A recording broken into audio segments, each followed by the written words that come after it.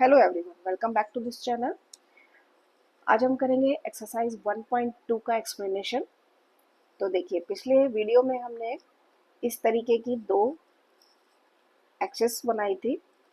जो ये x axis होती है, ये एक्स डैश एक्सिस ली थी हमने, ग्राफ के थ्रू समझाया था हमने इसको आपको। ये वाई एक्सिस और ये वाई डैश एक्सिस, ठीक है। ये इसका जहाँ ये इंटरसेक्ट करती हैं उसको हम ओरिजिन बोलते हैं।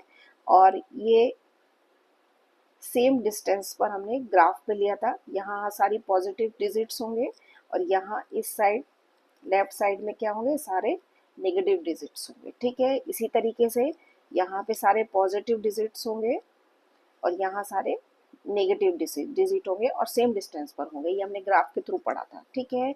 तो इस तरीके का जो प्लेन होता है, ये जो सिस्टम है, ये जो है, इसको हम बोलते हैं कोऑर्डिनेट प्लेन। क्या बोलते हैं इसको? हम बोलते हैं कोऑर्डिनेट प्लेन, या इन शॉर्ट फॉर्म इसको हम बोल देते हैं एक्स वाई प्लेन, ठीक है। तो हम आगे इसको एक्स वाई प्लेन या कोऑर्डिनेट प्लेन, जो यह इसको एक वर्ड और है कार्टेशियन प्लेन, इसको हम ये बोलते हैं, ठीक है।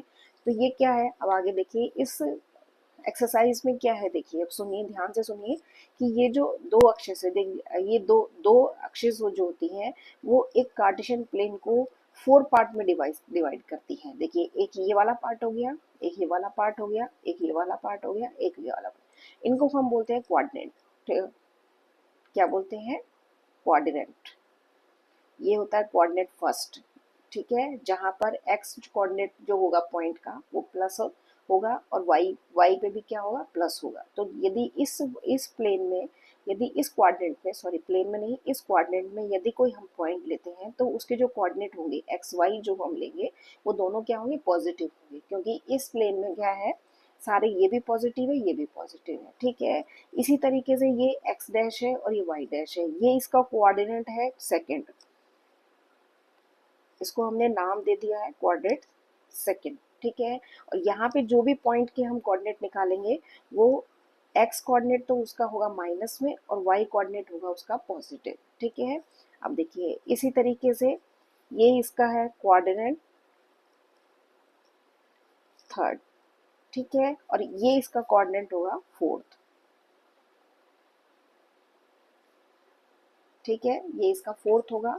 तो देखिए, यहाँ पे फोर्थ में जब हम इस प्लेन में, इस पर क्वाड्रेंट में यदि हम कोई भी पॉइंट लेंगे तो उसमें जो एक्स कोऑर्डिनेट होगा वो प्लस होगा और वाई कोऑर्डिनेट क्या होगा, माइनस होगा। क्योंकि इस जीरो से लेकर के यहाँ तक क्या है, सारे माइनस के डिजिट्स हम लेते हैं, ठीक है। ओके, तो देखिए अब आगे, अब हम क्या करेंगे, एक एक पॉइंट लेंगे और उसके कोऑर्डिनेट आपको समझाएंगे, ठीक है। जैसे कोई पॉइंट है यहाँ पर पी, ये एक पॉइंट है पी। तो देखिए, थोड़ा सा वाइड कर देती हूँ मैं। हाँ, देखिए ये कोऑर्डिनेट है पी, ठीक है। तो देखिए, पहले आपको नंबर लाइन ये जो है इसको लिख लेना चाहिए, 3 4 5 6। और यहाँ पे भी 1 2 3 4 5। इसी तरीके से ये आएगा -1 -2 -3 -4। और ये आएगा -1 -2 -3 -4। इस तरीके से हमने ग्राफ बनाया था, ठीक है ना। अब देखिए, यहाँ पे यदि कोई पॉइंट है पी, तो उसके हम कोऑर्डिनेट कैसे निकालेंगे, ठीक है। तो क्या करते हैं, इस पॉइंट से परपेंडिकुलर इस पे एक लाइन डालेंगे और इस अक्षस पे भी परपेंडिकुलर एक लाइन डालेंगे, ठीक है। तो देखिए, यहाँ परपेंडिकुलर हमने किया, ये परपेंडिकुलर, इसके परपेंडिकुलर वाई अक्षस पे, एक एक्स अक्ष पे एक वाई अक्ष पे।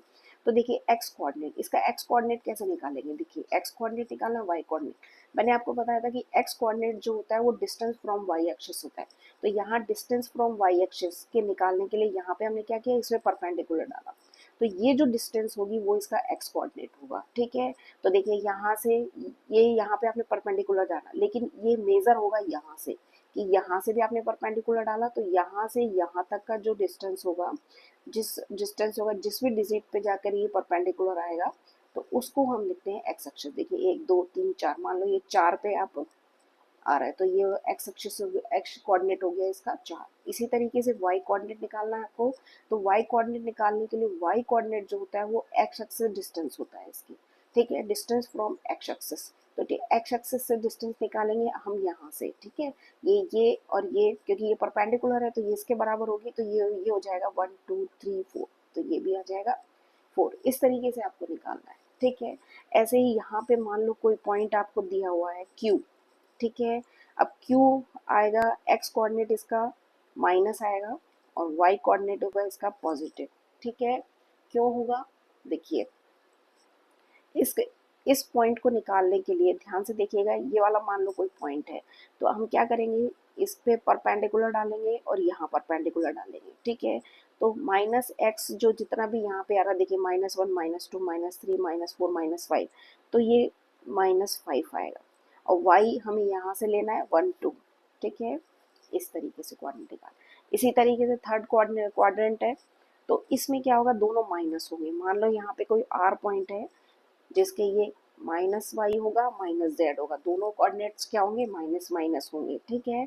तो देखिए यह वही इसी तरीके से करना है आपको, कि लेना है यहाँ से यहाँ तक का परपेंडिकुलर डाला, यहाँ से यहाँ तक का परपेंडिकुलर डाला, तो -x जो होगा वो x कोऑर्डिनेट x जो -x होगा जो y एक्सिस है उससे डिस्टेंस होगी, ठीक है। और डिस्टेंस निकालने के लिए हमें इसी तरीके से परपेंडिकुलर डालना है, ठीक है। आया समझ में।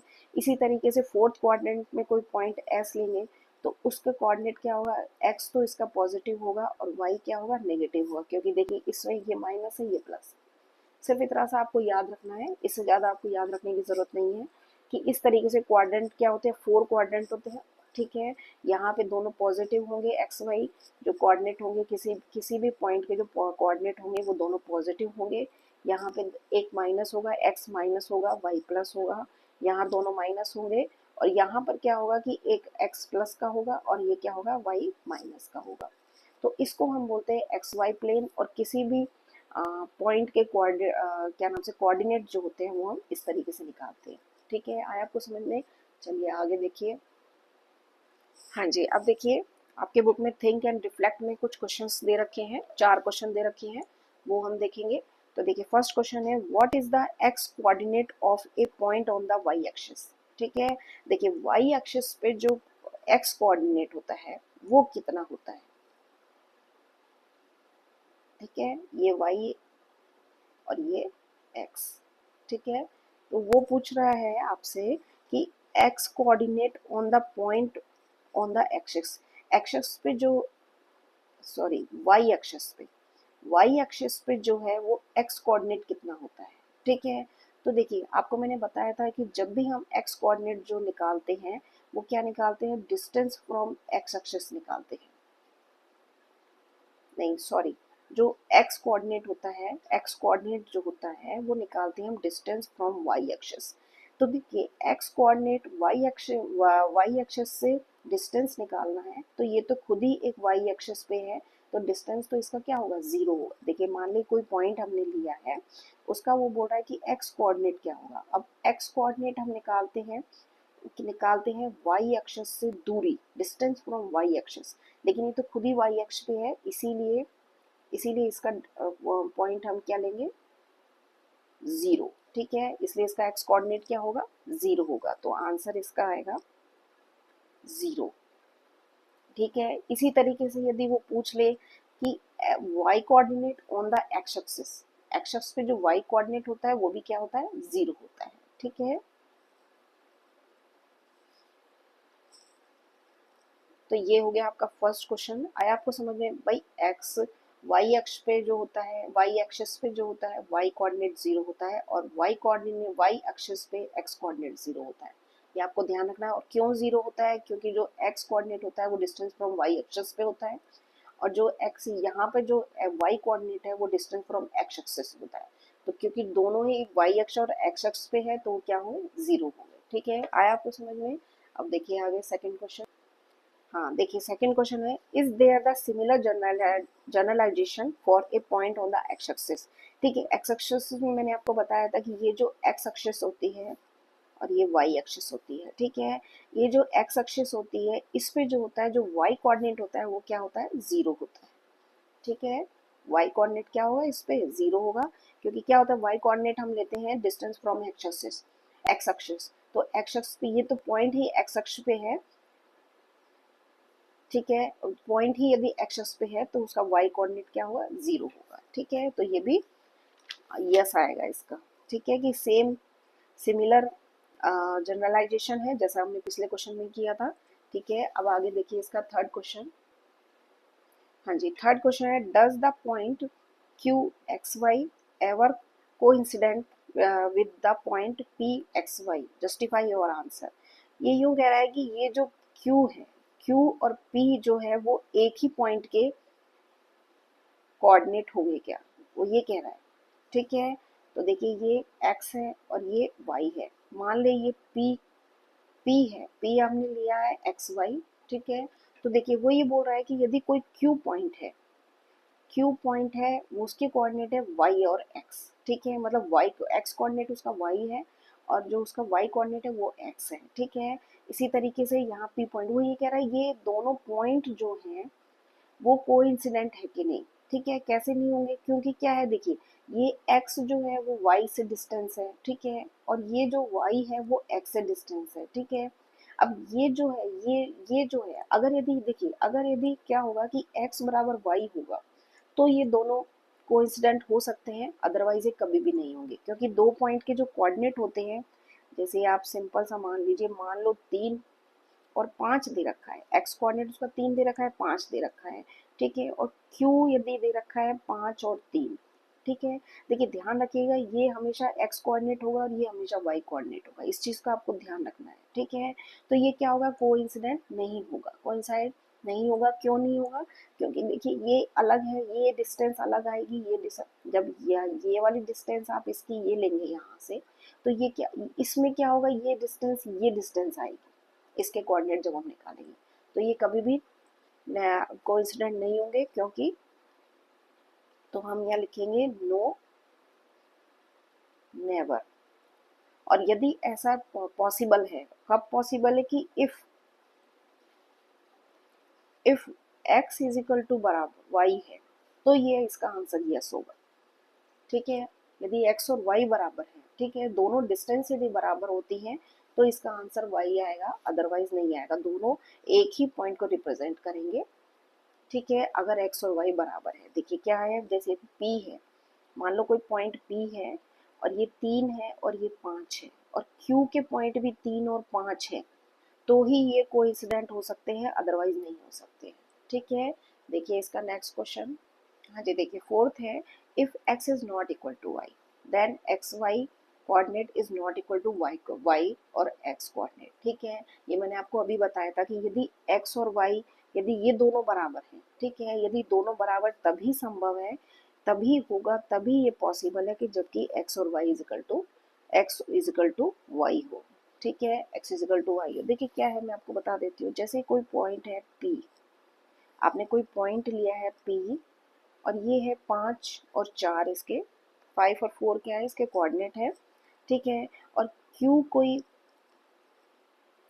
पॉइंट है जिसके हमें लेना है 4 और 5। इससे कंफ्यूज नहीं होना, क्योंकि देखिए ये x कोऑर्डिनेट है, ये y कोऑर्डिनेट है, ऐसे ही यहाँ पे ये x कोऑर्डिनेट है, ये y कोऑर्डिनेट है। ठीक है, ये दोनों बराबर तभी होंगे जबकि 5 और 4 बराबर होंगे, 4 और 5 बराबर होंगे।